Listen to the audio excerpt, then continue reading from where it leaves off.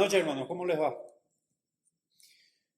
Siguiendo con el estudio de Primera de Juan, en esta noche nos posicionamos en el capítulo 2, versos 7 al 8, y sin perder mucho tiempo nos introducimos ya en la lectura diciendo, hermanos, no os escribo mandamiento nuevo, sino el mandamiento antiguo que habéis tenido desde el principio. Este mandamiento antiguo es la palabra que habéis oído desde el principio. Sin embargo, os escribo un mandamiento nuevo que es verdadero en él y en vosotros, porque las tinieblas van pasando y la luz verdadera ya alumbra. Antes de seguir con el estudio, vamos a orar, hermanos, pidiendo dirección de parte del autor de la palabra, nuestro Señor mismo. Señor, muchas gracias por el privilegio de abrir tu palabra. Señor, es una fuente inagotable de alimento, nos hace crecer, nos hace entender tu carácter, tu voluntad, tus demandas, tus virtudes, Señor. Te pedimos por favor que nos dirijas, que abras, ensanches nuestro entendimiento a fin de conocerte mejor y obedecerte mejor. Para tu gloria, te lo pedimos en Cristo Jesús. Amén. Como introducción y contextualizando, creo que es necesario realizar un pequeño paneo y estar en el contexto de la epístola. El propósito de la epístola se ve en el capítulo 5, verso 13. Estas cosas os he escrito a vosotros, que creáis en el nombre del Hijo de Dios para que sepáis que tenéis vida eterna, y para que creáis en el nombre del Hijo de Dios para que sepáis que tenéis vida eterna. Otra vez, vamos a hacer un paneo general. Hemos dejado de congregarnos por la situación actual. Entonces es importante refrescar dónde estamos posicionados. Juan repite palabras muy parecidas en cuanto a estas cosas. Os escribo que creáis en el nombre del Hijo de Dios para que sepáis que tenéis vida eterna. Estas mismas palabras lo repite en el Evangelio, en el que él escribió en el capítulo 20, en el último verso, en el último capítulo. Y él dice, pero estas se han escrito para que creáis que Jesús es el Cristo, el Hijo de Dios, y para que creyendo tengáis vida eterna. Cuando él escribe esta epístola, la audiencia no es la misma que cuando él escribe el Evangelio. De hecho, los que están recibiendo la epístola, los cristianos, ellos ya creyeron, ellos ya son salvos, y es exactamente a ellos a quien se dirige. El apóstol se dirige a estos que han creído para dar seguridad, certificar la fe de ellos. La epístola es un escrito que transmite en sí certidumbre. Juan se dirige a ellos con el propósito de dar seguridad. La epístola en sí es un libro de certidumbre. Juan desea que los hermanos a quien se dirige estén seguros de su salvación y que hagan uso del gozo de su relación personal con Cristo. Que descubran y experimenten su vida en relación con su Señor y su Salvador. Primera de Juan capítulo 1, verso 4 dice, estas cosas os escribimos para que vuestro gozo sea cumplido.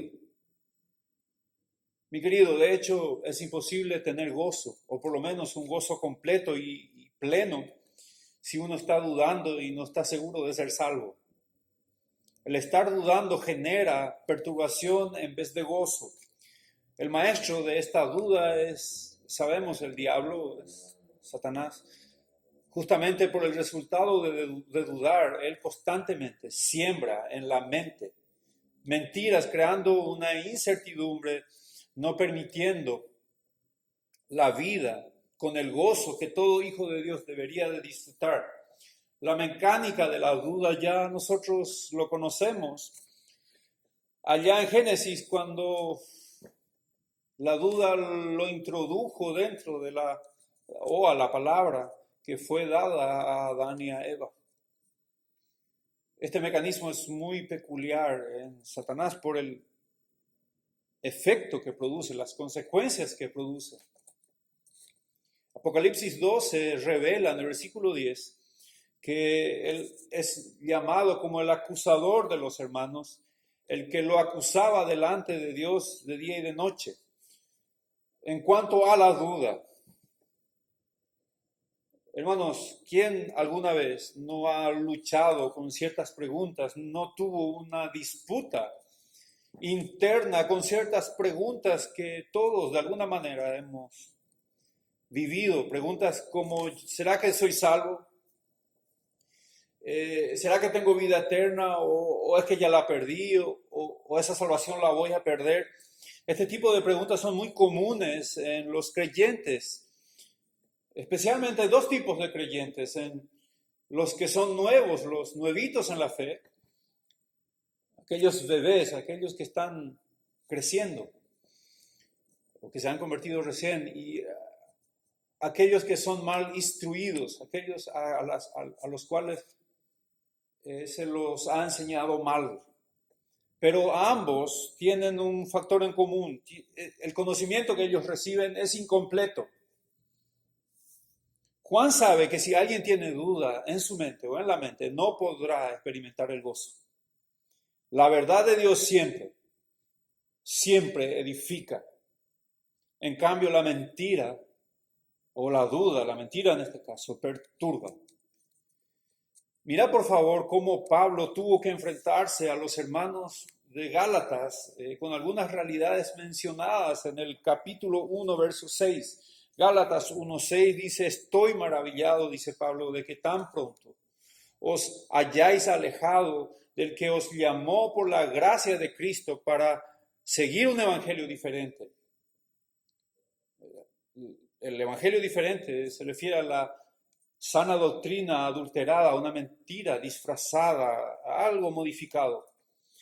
Versículo 7, y no es que haya otro, sino que hay algunos que os perturban. Esta es una palabra que vamos a verla en 2 o 3 versículos más. Esta misma palabra se utiliza en Juan capítulo 5, la palabra perturbación.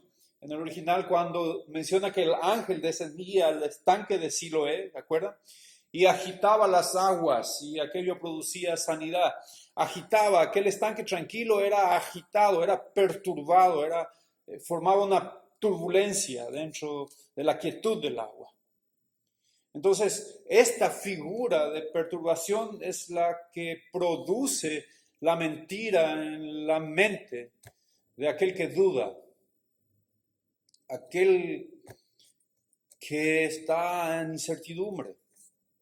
Y dice el versículo 7, entonces, no es que haya, Gálatas 1:7, no es que haya otros, sino que hay algunos que os perturban y quieren pervertir el evangelio de Cristo. Esa palabra pervertir es metastrefo, o transmutar, o camuflar, o alterar. Esa es la palabra en el original. Nosotros creo que tenemos a partir de esa raíz la palabra metanoia, de cambio, de mutación. Entonces, algunos intentaban pervertir el evangelio, y esto por supuesto producía perturbación en los hermanos. Capítulo 5, Gálatas de vuelta, dice verso 10, Pablo, yo confío respecto de vosotros en el Señor, que no pensareis de otro modo, mas el que os perturba llevará la sentencia, quien quiera que sea.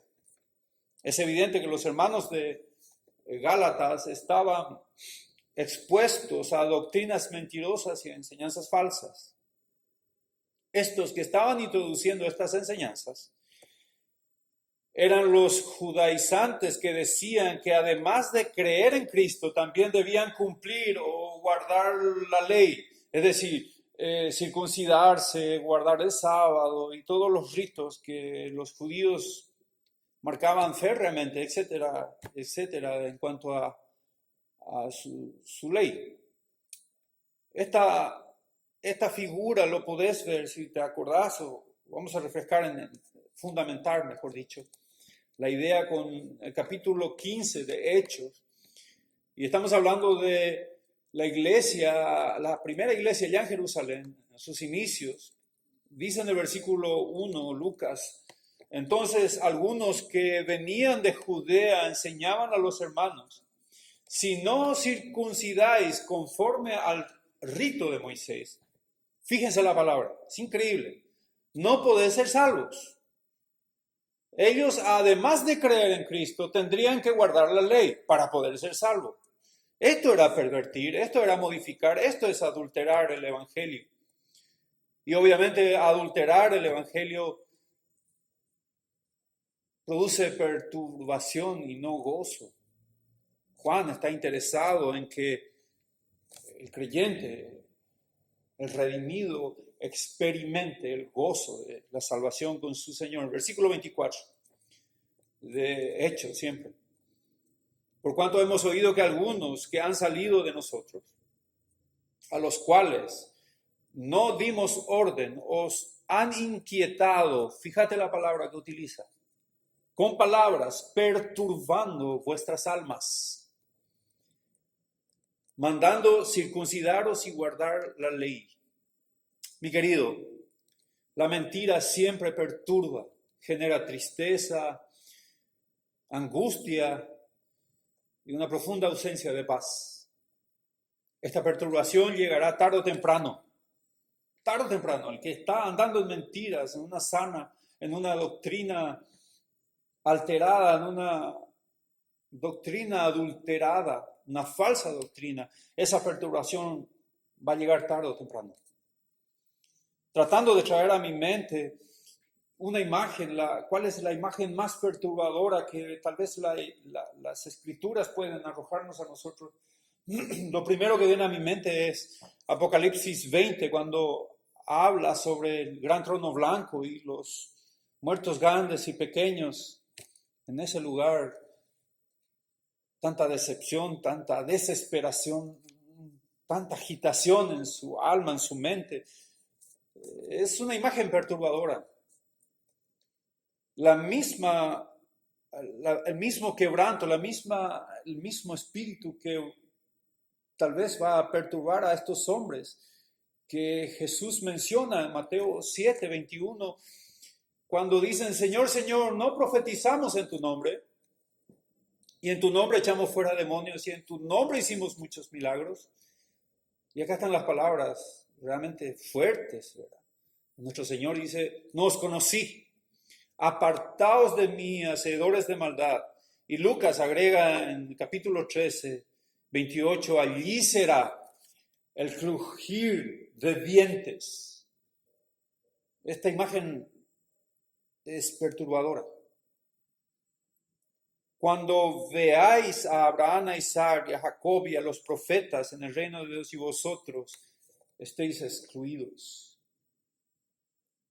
El pensar en la eternidad excluido de la presencia de Dios, esto perturba.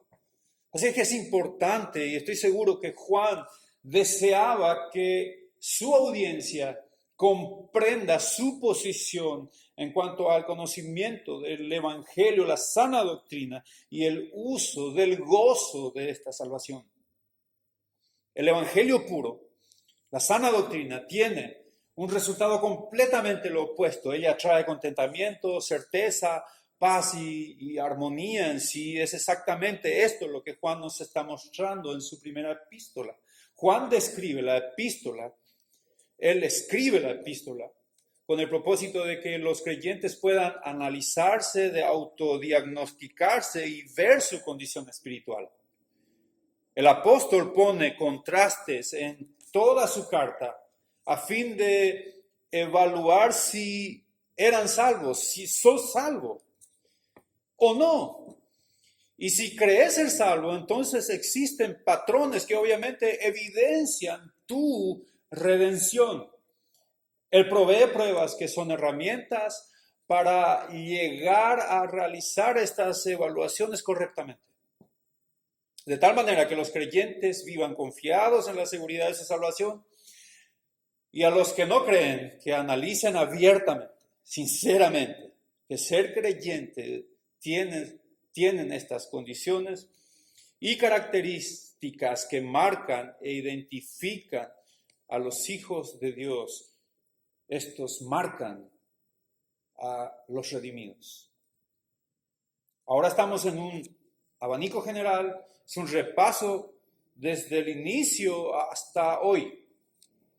Juan da pruebas para que entiendas que si tu vida no coincide con este patrón, es decir, esta no es tu experiencia de vida, entonces tristemente tu realidad, mi querido, es que no sos salvo. Eso lo indican las Escrituras.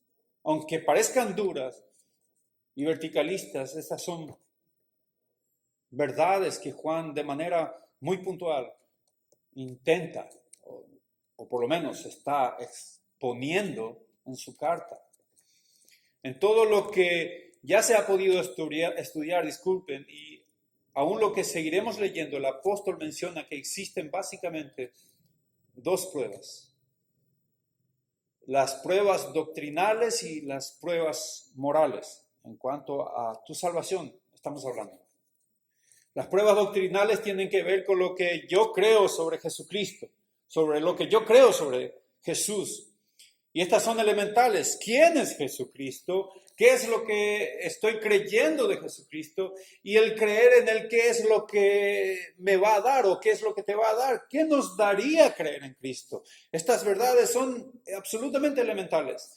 Si esta doctrina, la doctrina de la cristología o la soterología, la salvación, está alterada, por supuesto que va a producir perturbación, es obvio que va a producir perturbación, es obvio que traerá engaño, y este engaño no servirá en absoluto para salvación, no va a servir para salvación. Ejemplo, para una conexión a tierra sobre lo que estamos diciendo. Si tu fe, aunque sea sincera y absolutamente genuina, si tu fe está depositada en un florero,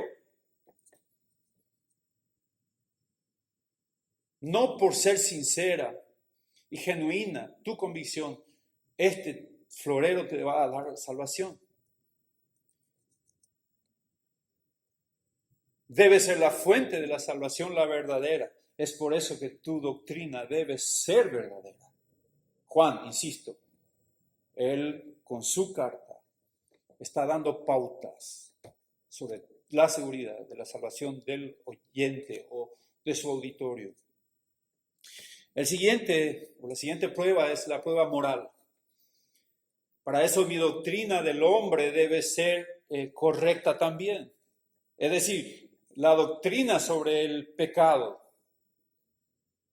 El creyente conoce en quién ha creído, él sabe en quién ha creído y también conoce su condición de pecador.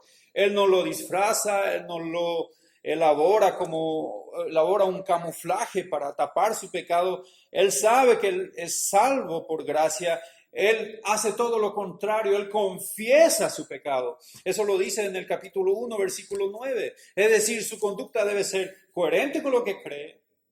Dice que cree, la vida de un redimido es consecuente con su fe. Él está marcado. A él, el creyente, tiene una marca. Esta marca es su obediencia. En realidad, eso lo hace diferente del mundo, la obediencia a su Señor. Esta obediencia es visto en el Nuevo Testamento como frutos que caracterizan a los hijos de Dios y no como una imposición fría. Los creyentes, por el fruto que el Espíritu produce, queremos obedecer. Buscamos conocer más de su palabra para obedecerlo mejor. Nos vemos atraídos por su palabra y nos sentimos horribles, nos sentimos desdichados por nuestras desobediencias. Increíblemente, Pablo decía de sí mismo que él era un miserable por cometer pecado ante su Señor. En Romanos 7:24 confiesa diciendo de sí, miserable de mí, ¿quién me va a librar de este cuerpo? Y ustedes conocen el contexto. Y Pablo era uno de los hombres más piadosos de su época. Sin embargo, él lo estaba confesando con mucha tristeza.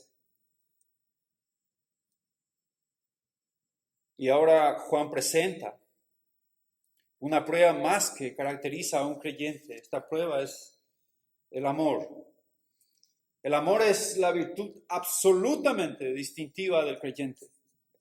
Pablo describe en 1 Corintios 13 cómo es el amor, cómo es amar a Dios y a sus hermanos o la familia de Dios, y nos las describe con una delicadeza única, una amplia gama de colores en esa paleta para mostrar cada detalle de cómo es el amor. Juan presenta el amor cristiano en tres formas o tres ópticas, tres ángulos. El amor como Antiguo Testamento y el amor como Nuevo Testamento. De hecho, el estudio de esta noche es el amor antiguo, es el antiguo mandamiento, nuevo mandamiento. Decíamos que él tiene el amor como antiguo mandamiento, el amor como nuevo mandamiento y un tercero, la atención al amor como forma de vida o hábito que Dios mediante podríamos estar viendo el miércoles siguiente. Entonces vamos al punto 1, el amor como antiguo mandamiento. Versículo 7 de Primera de Juan, capítulo 2. Hermanos, no os escribo mandamiento nuevo, sino el mandamiento antiguo que habéis tenido desde el principio. Este mandamiento antiguo es la palabra que habéis oído desde el principio. En el verso 7 vemos una palabra muy usada por Juan. Pareciera ser que es su palabra favorita para dirigirse a los hermanos. De hecho, la mayoría de los teólogos siempre lo llamaban a él como el apóstol del amor. Juan, el apóstol, en el último de los 11, vivo digo, ahora ya viejito, estaba ancianito, marca de manera muy pronunciada el tono delicado como él se dirige a los creyentes, a los hermanos. En el verso 3:2 dice, amados, ahora somos hijos de Dios. En el 3:7 dice, amados, amémonos unos a otros. En segunda de Juan, capítulo 1, verso 2 dice, amado, yo deseo que tú seas prosperado. Y en el verso 5 dice, amados. Técnicamente en el verso 7 de capítulo 2, en vez de la palabra hermanos, que fue traducida ahí por Reina Valera, la palabra en el original es de vuelta amados. La manera en que Juan se dirige a los hermanos es realmente una enseñanza de la forma y el concepto que deberíamos cada uno de nosotros tener hacia nuestros hermanos, nuestras hermanas, amados en Cristo. Lo notable de todo esto es que Juan en realidad, por la referencia en las Escrituras, no siempre fue así. Ustedes recordarán, y quisiera ir a dos citas en los Evangelios. En Marcos capítulo 3 menciona de esta manera, él está mencionando los nombres o sobrenombres que ponía a sus elegidos.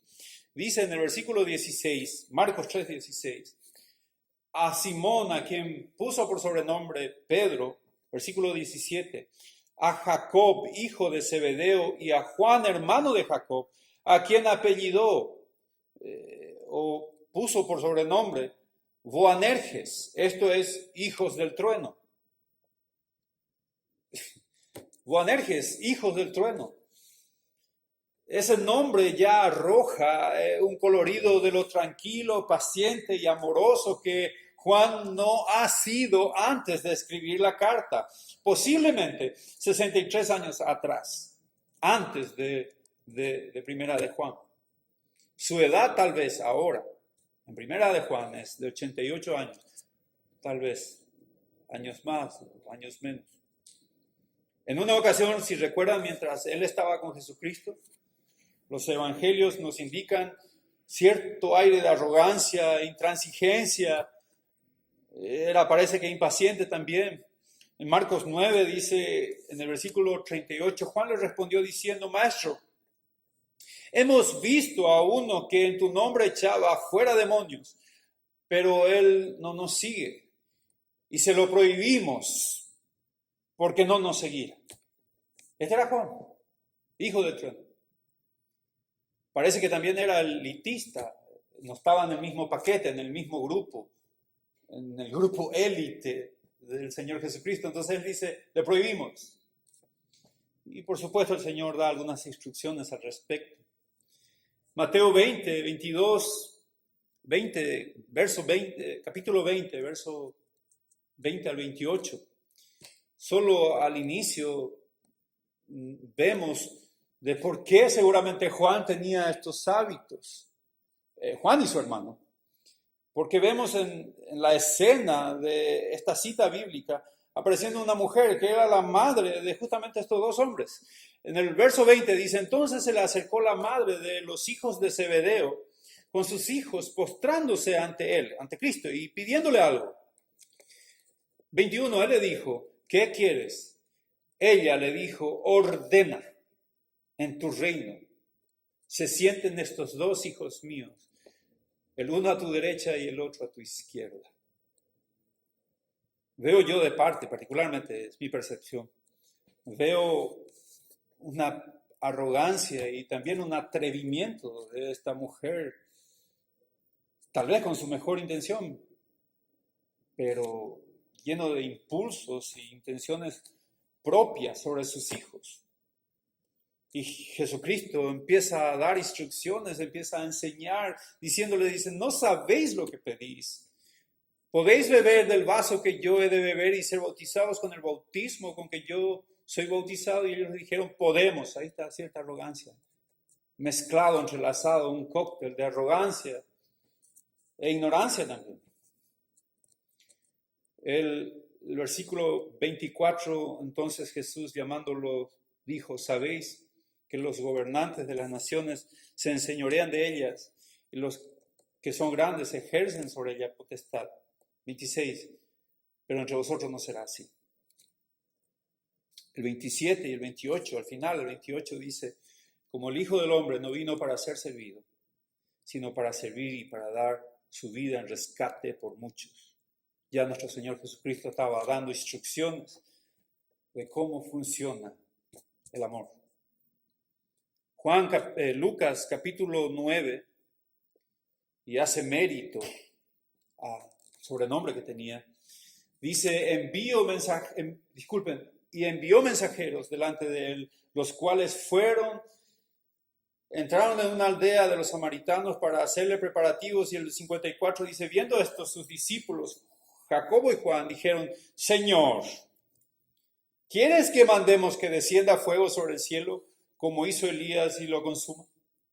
Ahí están, irónicamente hablando, un ejemplo de gran amor. Él los quería corregir. Él quería que descienda del cielo fuego. Juan nos muestra, nos identificamos. Yo me identifico con Juan. Cuando algunas veces en la carnalidad y viendo intransigencias o cómo se lleva desordenadamente nuestro país, ciudadanos paraguayos, maltratados por injusticias, o tal vez estamos viendo a algún hermano en su necedad, amando su pecado y está perjudicándose a sí mismo y a su esposa, a su familia, a sus hijos. Y uno se enfurece ahí, como que el ADN del trueno de nuestras sangres nos empuja a tomar justicia propia. Este es Juan, que nos enseña cómo somos también, nos identificamos con Juan. Lo evidente es que ahora desde esta carta, de primera de Juan, desde esta carta vemos a un Juan completamente transformado, maduro, con un sobrenombre en la actualidad completamente diferente. Él es el apóstol del amor, que nos anima a vivir en obediencia y conocer a nuestro Señor, porque Él produce en nosotros cambios. Él hace un reset acá donde el criterio está torcido y endereza pensamientos y algunas veces hasta sentimientos que creemos por nuestra ignorancia, nuestra carnalidad, que están bien.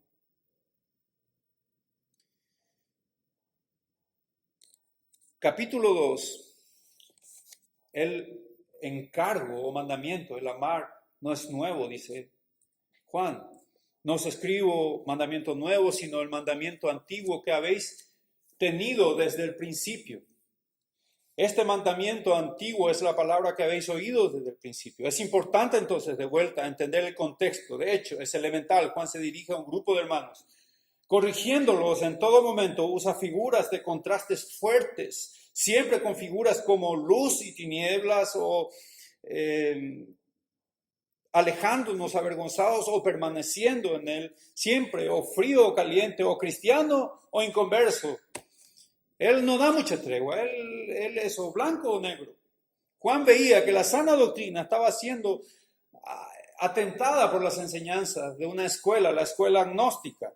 No nos vamos a introducir en esta doctrina, pero sí es importante comprender para ver la esencia de lo que Juan estaba intentando o Juan estaba defendiendo, esa es la palabra. Los gnósticos que ya se introdujeron en la iglesia decían que ya habían logrado alcanzar un alto nivel de conocimiento por medio de su intelecto y sus propias experiencias, un nivel elevado de espiritualidad a diferencia de los demás. Pero sus enseñanzas no solo se quedaban en este punto, sino que el poseer estas cualidades, la de la espiritualidad superior, como ellos decían, les permitía andar libremente sin que se preocupasen de que este nivel sea influenciado por la manera en que ellos vivían. Ellos decían, yo llegué a un nivel superior y elevado, no me afecta mis obras o no me afectan estos hábitos o estas costumbres. No existe conexión influyente, entre mi vida moral y mi vida espiritual. Podríamos poner algunos ejemplos actuales. ¿Qué de malo hay que yo escuche música mundana? ¿Qué de malo hay que yo vaya a un concierto? ¿Qué de malo hay que me haga un tatuaje? ¿Qué de malo hay ponerse de novios sin tener un compromiso serio o formal? Sí, total, el mundo está... Aparte, yo ya estoy maduro espiritualmente, estoy haciendo uso de mi libertad en Cristo. Bueno, estos son pequeños ejemplos, podríamos encontrar más. Esta filosofía liberal lo convertían en hombres muy desordenados moralmente. Y a su vez se jactaban ellos, se burlaban ellos. Trataban con desprecio a los que vivían piadosamente. Diciendo a estos pobrecitos que se mantienen puros en su ignorancia, yo, decían, he alcanzado madurez espiritual, pero estos gnósticos eran realmente unos cochinos, ellos eran unos cerdos, moralmente hablando. Ellos estaban metiéndose en cosas contaminadas y su moral no coincidía con su teología. Juan confrontaba en los versículos 3 al 11 diciendo que la vida genuina cristiana, un salvo, un redimido, es primeramente obediente a la palabra y segundo es completamente identificado por la obediencia en el amor a sus hermanos, sin perder mucho tiempo en la falacia de la doctrina gnóstica, pero sin desconectarnos o desconectarse de esta sutil y tóxica escuela. El apóstol no solo refuta en estos versículos, sino en el resto de la epístola. Algunos versos de referencia, por ejemplo, en el capítulo 3, verso 10, dice, en esto se manifiestan los hijos de Dios y los hijos del diablo. Todo aquel que no hace justicia y que no ama a su hermano, no es de Dios. Capítulo 5:1, todo aquel que cree que Jesús es el Cristo es nacido de Dios, y todo aquel que ama al que engendró, ama también al que ha sido engendrado por él. Esta es exactamente la descripción de los gnósticos. Esta es la figura exacta que caracteriza a los gnósticos. Ellos creían haber alcanzado toda gracia y toda espiritualidad. Ellos eran grandes iluminados espirituales en la iglesia. Vivían de acuerdo a sus antojos y caprichos y la verdad no amaban a nadie. Ellos no buscaban amar, ni trabajaban siquiera por el amor. Todo lo contrario a la vida de un creyente, según la cita del capítulo 5, verso 1, y esto repite una y otra vez, menciona lo mismo en la segunda epístola, en el versículo 6. Este es el amor, que andemos según sus mandamientos. Este es el mandamiento, que andéis en amor, como vosotros habéis oído desde el principio. Hermano querido, amor es la marca de un cristiano genuino. Dice Juan que este es un mandamiento antiguo. Este ya era conocido por el pueblo de Dios, formaba parte de los mandamientos de los judíos, del Torá, mencionado en Levítico 19, capítulo 18, rápidamente. Entonces dice, no te vengarás ni guardarás rencor a los hijos de tu pueblo, sino amarás a tu prójimo como a ti mismo. Yo Jehová, dice Levítico. Deuteronomio capítulo 6, 4 dice, oye Israel, Jehová nuestro Dios, Jehová uno es. Versículo 5, y amarás a Jehová tu Dios con todo tu corazón y de toda tu alma y con todas tus fuerzas. Y Levítico adiciona, y a tu prójimo como a ti mismo. Y estas palabras que yo te mando hoy estarán en tu corazón y las repetirás a tus hijos. Este es el mandamiento que Juan dice que no es nuevo. ¿Es algo que hoy surgió? No es algo propio de Juan. No salió de mi propia iniciativa personal, dice Juan. Es un mandamiento que ya lo conocen ustedes desde el principio. Pablo sostenía su argumento sobre esta ley del Antiguo Testamento para fortalecer su enseñanza de que la ley se cumple en amar al hermano. Por favor, fíjate en Romanos capítulo 13, disculpen. Dice, no debáis a nadie nada, sino el amaros unos a otros, porque el que ama al prójimo ha cumplido la ley. No es simplemente amar al prójimo parte de la ley, sino que cumplen la ley. El amar al prójimo se traduce en una ecuación de actos específicos y objetivos. Verso 9 dice, porque no adulterarás, no matarás, no hurtarás, ni dirás falso testimonio, ni codiciarás, y cualquier otro mandamiento. En esta sentencia se resume, amarás a tu prójimo como a ti mismo. Verso 10, el amor no hace mal al prójimo. Así que el cumplimiento de la ley es el amor. El cristiano que realmente ama no buscará hacer daño a su prójimo. Es decir, este no va a adulterar, este no va a codiciar, este no va a robar, y cualquier otro acto va a desnudar su falta de obediencia. Efesios, en el capítulo 5, otra vez Pablo menciona de esta manera en el verso 2, y andad en amor como Cristo nos amó. ¿Cómo Cristo nos amó? Se entregó a sí mismo por nosotros, ofrenda de sacrificio a Dios en olor fragante. Pero fornicación y toda inmundicia o avaricia ni aun se nombre entre vosotros, como conviene a los santos. Un cristiano se caracteriza por los hechos. Es exactamente lo contrario a lo que identifica a los demás. El que está adulterando o robando o matando simplemente no ama al otro. Él hace todas estas cosas, no por amor, sino hace estas cosas para satisfacer su propia carne. Es obvio que no ama, solo desea satisfacerse a sí mismo. Esto naturalmente no es amor. Definitivamente no es amor, hermanos. Mateo 22, 37, Jesús le dijo, amarás al Señor tu Dios con todo tu corazón y con toda tu alma, y con toda tu mente. Este es el primero y grande mandamiento. Y el segundo es semejante, amarás a tu prójimo como a ti mismo. De estos dos mandamientos dependen la ley y los profetas. Fíjense, hermanos, la importancia que da las escrituras al amar. No es cualquier cosa, no podemos pasar por alto el mandamiento de amar al prójimo. Entonces Juan menciona que no enseña un mandamiento nuevo, sino uno que lo conocían, y dice que lo conocían desde el principio. Verso 7, otra vez, no os escribo un mandamiento nuevo, sino el mandamiento antiguo que habéis tenido desde el principio. Este mandamiento antiguo es la palabra que habéis oído desde el principio. Los creyentes a los cuales Juan se dirige ya conocían estos mandamientos.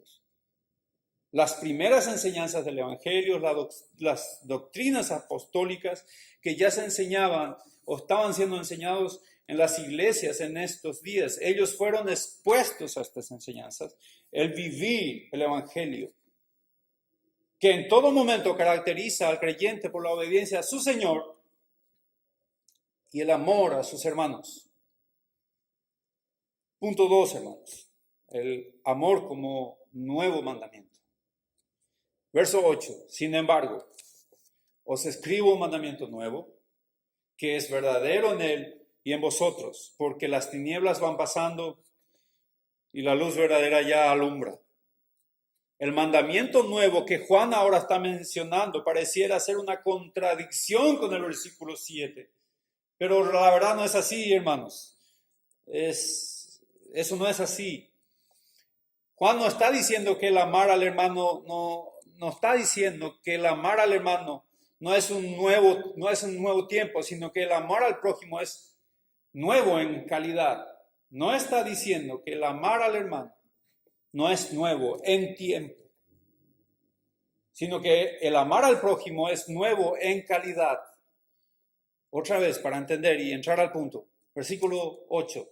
Sin embargo, os escribo un mandamiento nuevo, que es verdadero en él. Fíjate en esa palabra, por favor. Lo primero que vemos es la frase verdadero en él. Entonces, Juan, ¿quién es él?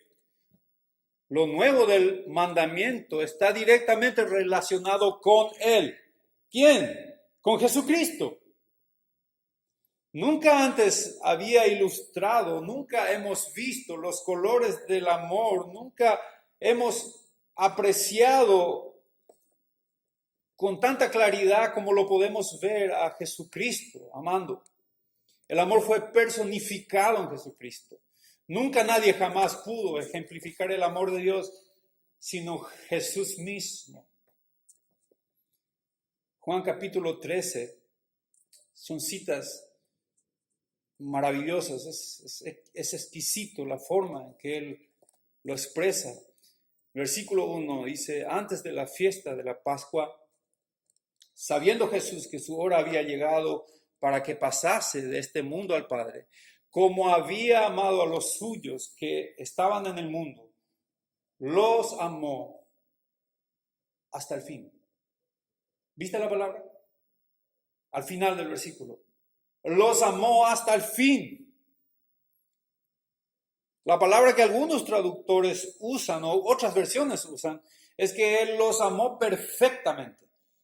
Y lo cual es correcto, son traducciones correctas, son completamente aplicables, hasta el fin o perfectamente, son términos correctos. Es decir, tuvo un amor a la perfección, e igual que el amor que el Padre mostró de manera perfecta. Otra vez, Juan 17, Juan menciona mucho sobre el amor de nuestro Señor Jesucristo. Juan 17, 22, la gloria que me diste, dice Juan en oración, yo les he dado para que sean uno, así como nosotros somos uno. 23, yo en ellos, tú en mí, para que sean perfectos en unidad, para que el mundo conozca que tú me enviaste y que los has amado a ellos como también a mí me has amado. Hermanos, otra vez quisiera leer el versículo 23. Yo en ellos y tú en mí, para que sean perfectos en unidad, para que el mundo conozca que tú me enviaste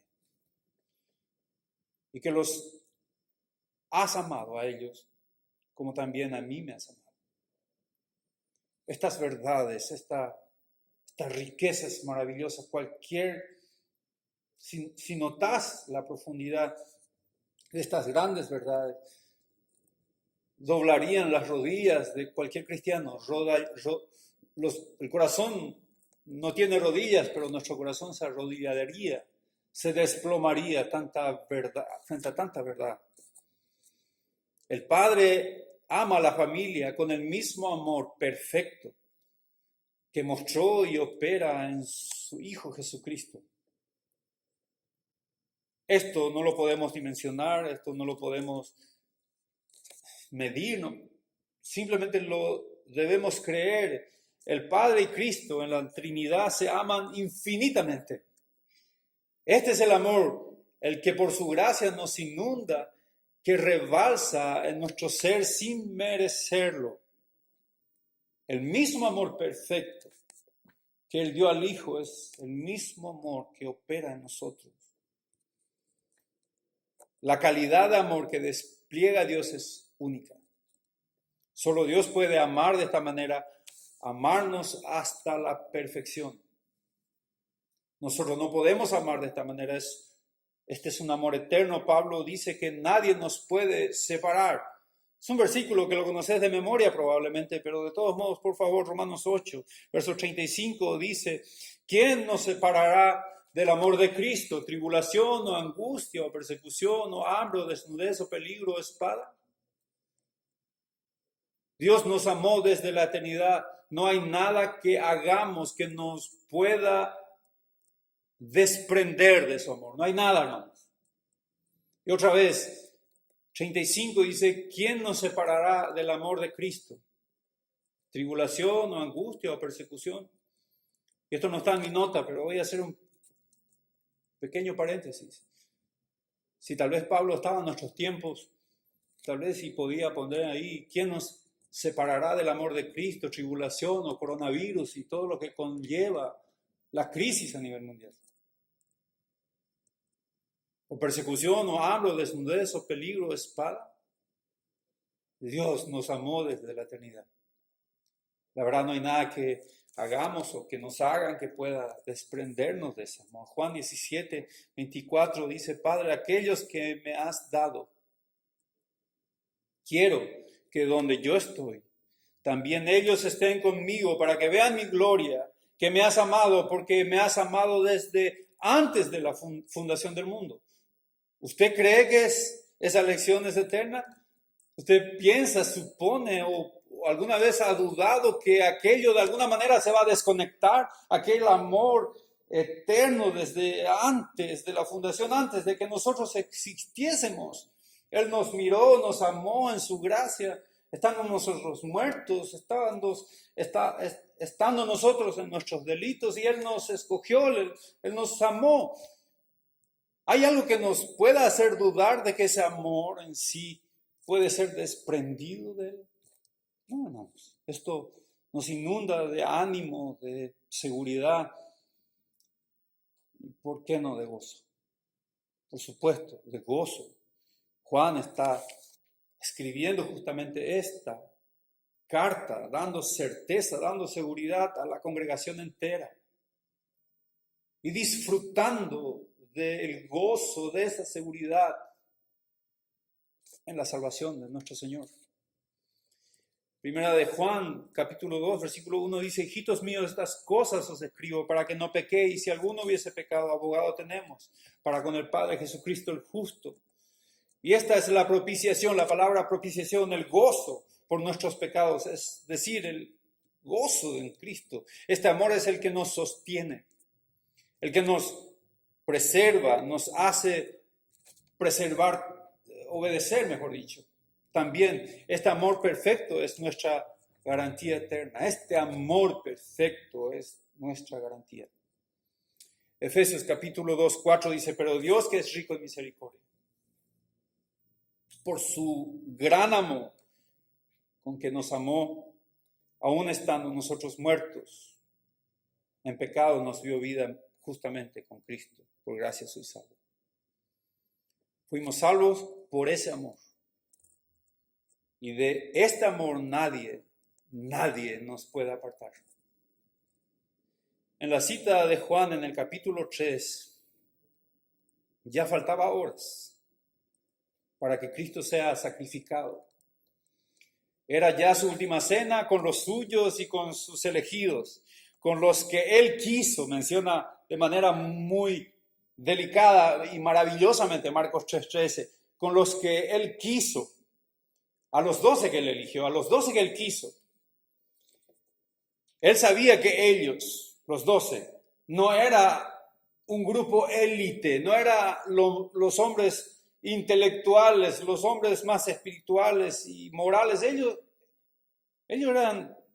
eran personas normales, con diferentes dificultades y pecados, cada uno con su trasfondo. Pero él dice, él estuvo con ellos y él los quiso, Marcos 3:13. Él sabía que ellos, a quienes él eligió, y dice que amó hasta el fin.